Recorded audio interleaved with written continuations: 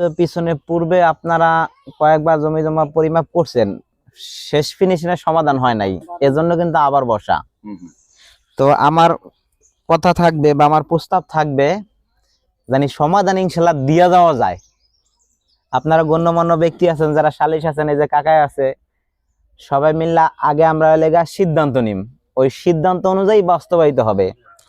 এখন পরিমাপের ক্ষেত্রে দুইটা প্রশ্ন আমার বা উত্তর আপনাদের থেকে নিতে হবে। এখানে বিআরএস এবং আরএস দুইটার বিষয় একটা কমপ্লেন আসছে, একজনে বিআরএস মানে আর একজনে আরএস মানে, আর বা আরেকজনে বলছে যে আমাদের দখলে যে জমি আছে ওই জমি আমরা পৈতৃক সূত্রে যেভাবে পাইছি, অর্থাৎ সত্যের গড় যেটাকে বলি, ওইভাবে ভাগ করব। তা এক নাম্বার কথা, আমাদের সিদ্ধান্ততে আসতে হবে আসলে আমরা জমিটা কিভাবে মাপবো, বিআরএস নকশায় মাপবো, আরএস নকশায় মাপবো, নাকি সরজমিন বা ভোগ দখলে যেভাবে আছে আমরা ওইভাবে মাপবো। এখন আমার প্রস্তাব যেটা, আইনের বাইরে কথা বলার এখতিয়ার আমাদের নাই, আমাদের আইন দিয়েই কথা বলতে হয়। এর পরবর্তী হচ্ছে আইন দিয়ে কিন্তু আবার সব চলে না, সামাজিক ভাবেও কিছু করতে হয়। সমাধানের ক্ষেত্রে সবচেয়ে নির্ভরযোগ্য বা সবচেয়ে সহজ সমাধান হয়েছে গ্রাম সালিশ বা সামাজিক ভাবে যেটা, সেটা।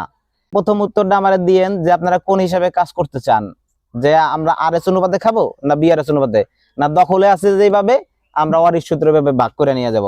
এখন গেল স্টেপ 1। এখন বিষয়টা হচ্ছে মৌখিক কথার কোনো ভিত্তি নাই। এই যে আমার ধরেন খরচা লাগাইতেছেন, এটা আমি কোনো ভিত্তি দেব না। কেন দেব না? আপনি কেছেন দলিলে 6%, ওই উদাহরণস্বরূপ সত্যই ঠিকই থাকবে, তারপরও বলি দলিলে বললেন 6%, লেখলাম 6, দলিলে দেখলাম আছে 5 বা 7 হইতে পারে। এখন সেটা না, আমরা এমন ভাবে একটা আপনাদের সবাইকে নিয়ে এমন ভাবে একটা সমাধান দিয়ে যাইতে চাই, জানি আজকের পরে আমরা মাপযোগ করে দেওয়ার পরে জানি 100 বছর পর মাপলো ওই কাগজের সাথে মিল থাকতে হইব, মাপের গ্রহণযোগ্যতা থাকতে হইবে, কেউ যেন বলতে না পারে আমি ঠকছি, আমি জিতছি।